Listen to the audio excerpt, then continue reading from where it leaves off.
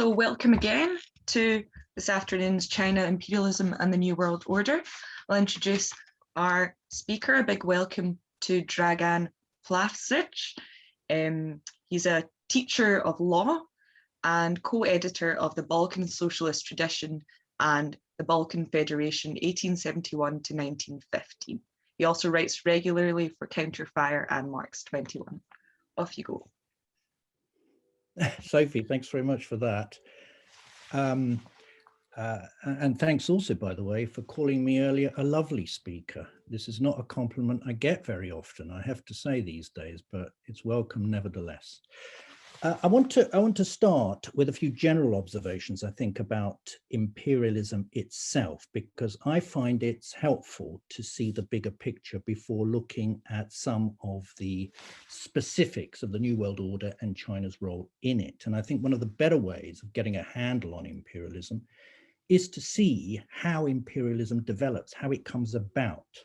And to see that, we need to say a word or two about capitalism, or to be more exact, a word or two about competition, which Marx once called the essential locomotive force of the capitalist economy. Two fundamental consequences of competition are crucial here for understanding imperialism. The first is that competition leads to extreme unevenness at all social levels, because by its very nature, competition produces and reproduces winners and losers, because as corporations compete with one another over everything from baked beans to shipbuilding, they come under intense and relentless pressure to accumulate in order to compete, so as to accumulate more to compete better, and so on, ad nauseam. No one in this situation can afford to stand still, because standing still means falling behind, and falling behind means eventually going under. As a result, it's absolutely inevitable that sooner or later, a select set of corporations will come out on top to dominate national markets, indeed to monopolize them, while others will go bust or get taken over. Some individuals will accumulate billions, and like Richard Branson, can fly out into outer space later today, while others, many others, lose their jobs. Some parts of a country will end up prospering, relatively speaking, at least for a time, while others will stagnate and decline. In addition to this inevitable, unavoidable unevenness that is one of the consequences of competition, the second key consequence of competition that's relevant here is the fact that competition is never, ever simply economic. For those running corporations, it makes perfect competitive sense to weaponize every available means, including non-economic ones, with which to outdo your competitors. That's why competition becomes politicized. It's why corporations curry favor with politicians, why they lobby them and bribe them and seek access to them in the corridors of power. The organized form of this now politicized competition is, of course, called the Tory party. What all this ultimately means is that state power comes more and more to rest on the competitive success of these corporations, so that what's to begin with a mutually beneficial relationship between states and corporations becomes in time a mutually necessary interrelationship which neither party can really live without. And when these more successful corporations outgrow their domestic limits and go in search of external international markets, these two factors I've just outlined are likewise also internationalized, with similar but crucially with different consequences from those they have nationally. So extreme unevenness on the international level means that some national economies, the stronger ones, end up dominating international markets, while other economies struggle to make ends meet and end up being condemned as failed states, for example, by neoliberal ideologists. As for weaponizing every means to compete with, clearly, corporations that are backed by strong states will have a potentially decisive competitive advantage over those backed by weak ones, which means that because competition has now becomes stratified or statized, by which I mean states become central to the competitive process, competition also becomes militarized, since the key competitive advantage that states can bring to the competition is, of course, a destructive military one. The logic here, I have to say, can't really be faulted, given the competitive starting off point, because if you think about it, the ultimate way of outcompeting your competitor is in fact to destroy them. What therefore emerges out of this necessarily uneven international competition between states is a hierarchy of states that's ranked by economic, political, and military weight. The states at its apex are the imperialist ones because they possess the global reach to dominate states and to dominate markets.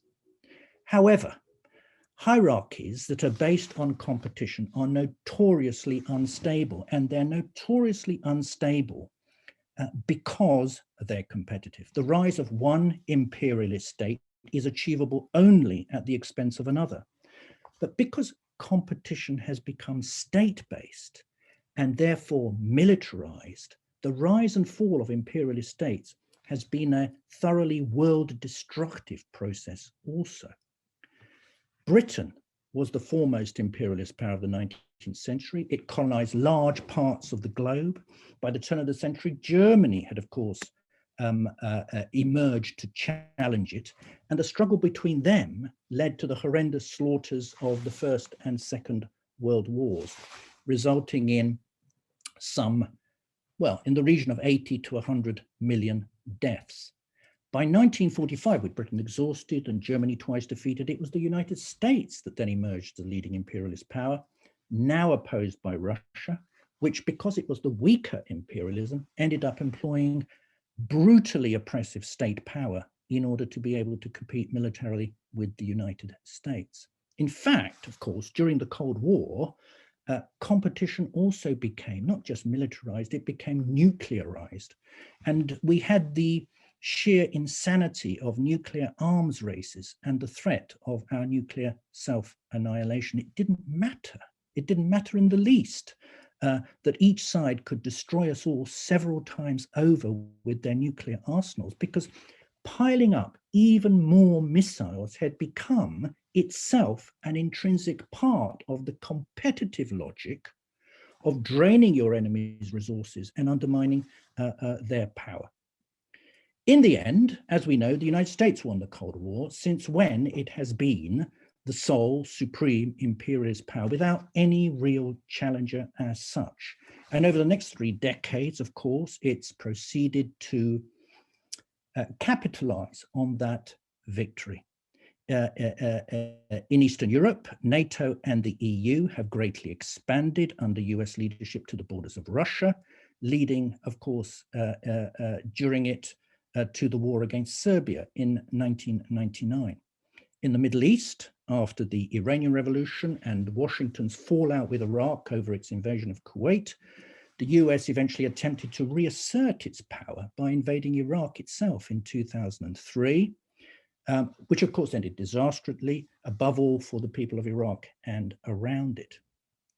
But besides that disaster, there were 2 longer-term reasons for questioning the strength of US imperialist power, even at the moment of its greatest supremacy after the Cold War.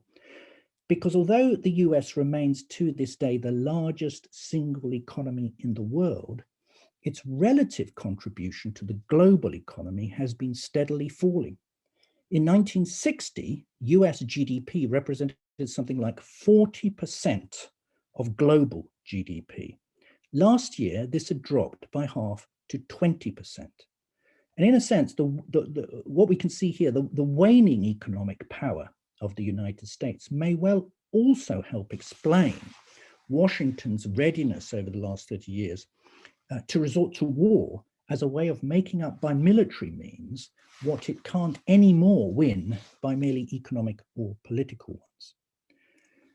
Of course, the other longer term reason for questioning US imperialist staying power is, of course, the rise of China. Currently the second largest economy in the world, set to become the largest in 15 to 20 years on current growth rates. It's already the largest trading nation in the world. And last year it overtook the US as the EU's biggest trading partner. Last year, it also became the largest recipient of foreign direct investment by again surpassing the United States. So the direction of travel here is very clear. We are in the process, we are in a transitional process of leaving behind the unipolar era of supreme US imperialist power that followed the Cold War.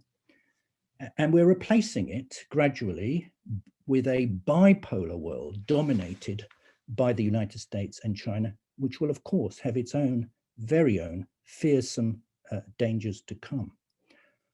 On all this, by the way, I think it's worth saying there's been a great deal more continuity between Biden and Trump than there is discontinuity, precisely because they're united by their common goal of protecting US ruling class interests. Trump's aim was, of course, to turn the heat off Russia and to turn it on China, for good reason from a US point of view. Of course, Russia remains a major military power, but the reality is it's been contained by NATO expansion, and it is contained and will remain contained, at least for the foreseeable future. On top of that, we need to take into account the fact that its GDP is currently lower than South Korea's. Clearly then, China represents a challenge of a different magnitude. On Russia, Biden's been clear that he seeks what he called a stable and predictable relationship with it, which is really diplomatic speak for a friendlier one. And it was very little, barely noticed, I should say, that a month before he met Putin in Vienna recently, Biden actually lifted US sanctions on a company that had been building a controversial gas pipeline between Russia and Germany. He also lifted it on its chief executive, an ally of Vladimir Putin. The Russians actually welcomed the decision and actually said, the deputy foreign minister said, in fact, that he hoped it was a positive step to normalizing relations with Washington. While I noted that Ted Cruz, the Republican senator, condemned what Biden had done, and he even went so far as to accuse the Biden administration, and I quote, of shaping up to be the most pro-Russia administration of the modern era. The hyperbole here is laughable, but it's revealing all the same. On Afghanistan, Biden has pulled out US troops, and he actually has done so in line with, or pretty much in line with, Trump's agreement with the Taliban of last year.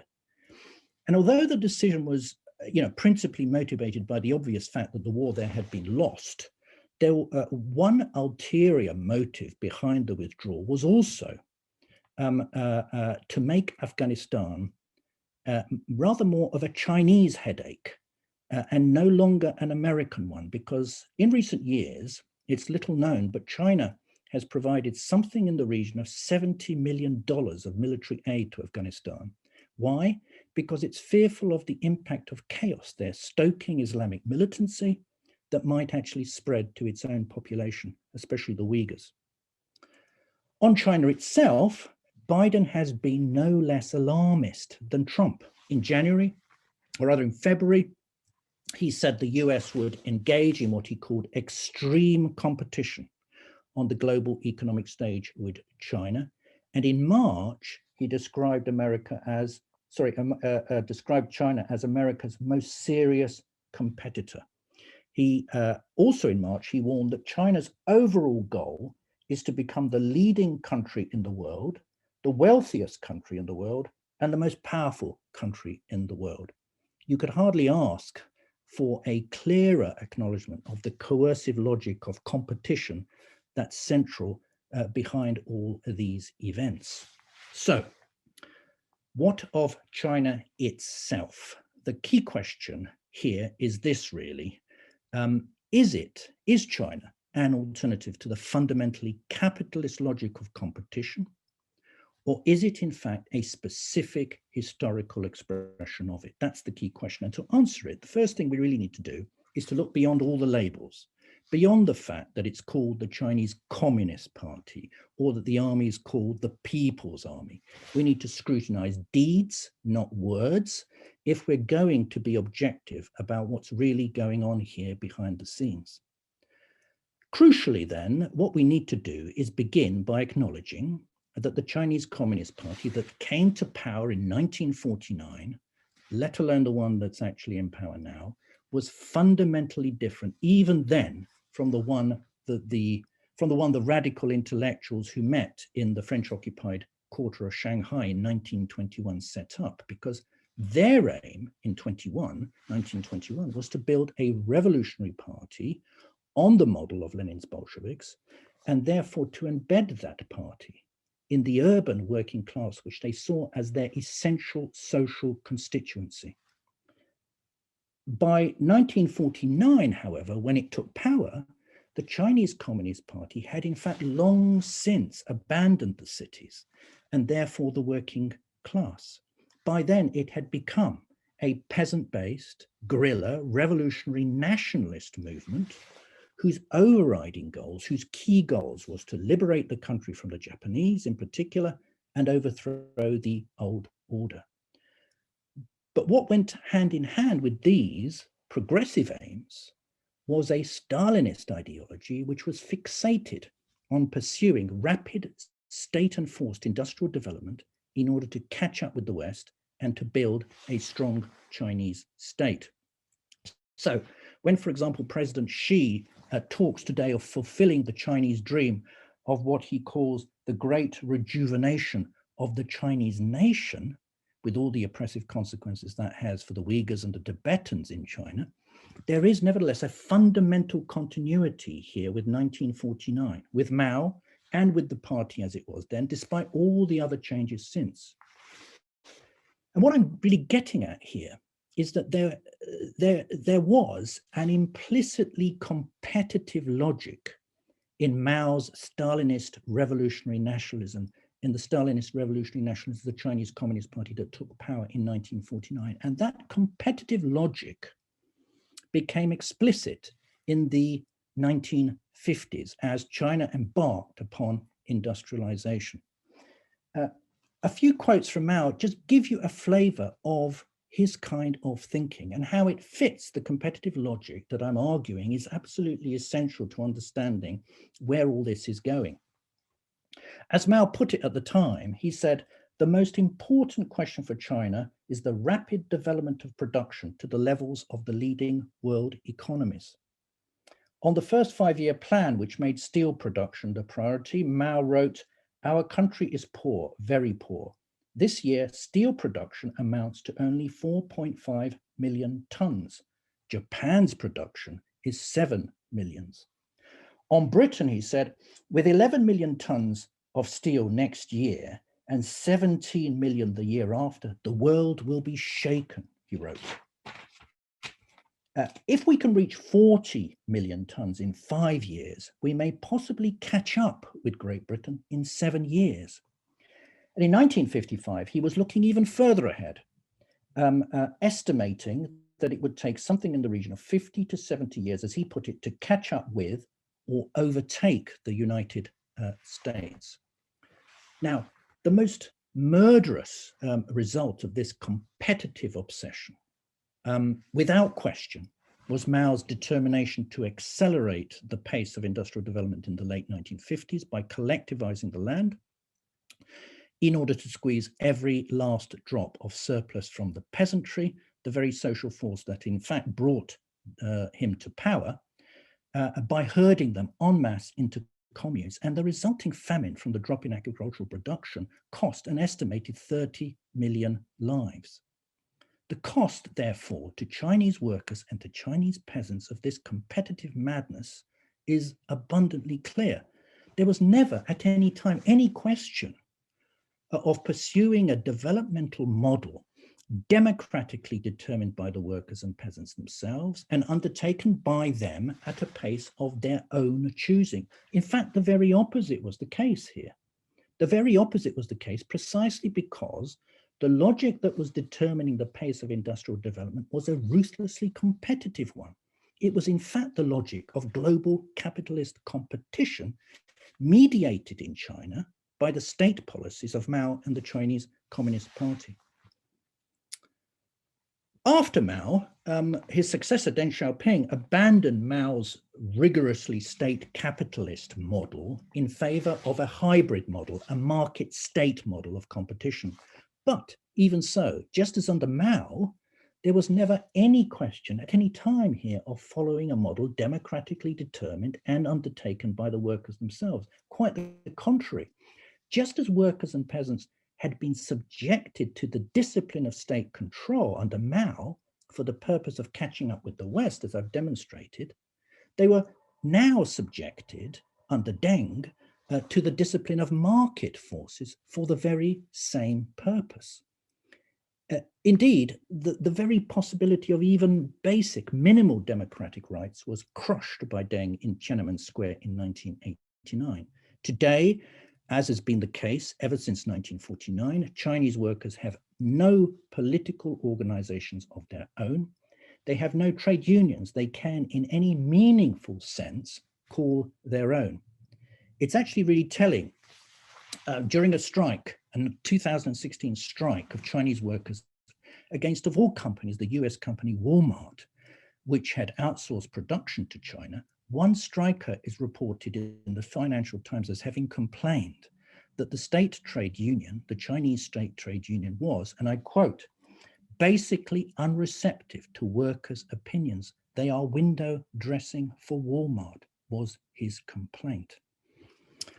Where China is socially today comes through really well in an interview that I happened to read the other day in the Harvard Business Review, where the Chinese CEO of a multi-billion private equity firm, which is based in Hong Kong, and this Chinese Hong Kong capitalist was asked, what is it, he was asked, that Americans don't understand about China? And his answer was telling. He said this, and I quote, they don't know how capitalist China is. China is among the most open markets in the world. And he added, China is still in the process of building a social safety net that's largely undefined and underfunded. And it has no tax on personal capital gains. In 2020, China had more billionaires than the US did, and it outpaces the US 3-to-1 in minting them. Consequently, inequality is greater in China than in the United States, measured by the Gini coefficient. So, as China extends its economic reach across the globe, in Europe, Africa, and Latin America, as it uses its Belt and Road Initiative to extend not only its economic, but its political reach that will go hand in hand with it, as it builds up its military, it's been a nuclear power since the 60s, has the largest army in the world, and has a navy now that is larger than the US's. All the signs are that China is a capitalist power as dedicated to the logic of competition as any other, and that it is also at the same time an imperialist power very much in the making. The potential, therefore, for conflict with the United States and its allies is really clear. There are hotspots aplenty here over the South China Sea, Taiwan, Hong Kong, and the long contested border with India, which again, that issue flared up only last year with several soldiers dead. There is, of course, the broader potential of a repeat of the nuclear arms races of what we may have to get used to calling the first Cold War. So what comes out of all this by way of conclusion? Two basic political points emerge from this analysis. The first is that in China itself, we must look to the very same social force we look to here in the West to bring about real progress. We have to look to the Chinese working class, in other words, to the very class the Chinese Communist Party abandoned all those years ago, so that whenever it goes on strike, it protests and it revolts. We have to be ready to provide unconditional solidarity. The second conclusion that we can reach from all this is what we need to do here at home.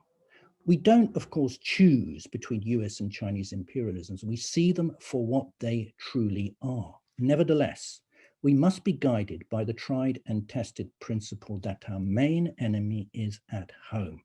Our focus must therefore be on opposing the United Kingdom, given its key alliance with the United States, because we live here. And that's where our protests against imperialist aggression can have a concrete political impact. None of this is going to be easy. There are huge pressures ahead, but we won't be able to overcome them unless we're absolutely crystal clear about what all the dangers are and where they're all coming from. Thank you.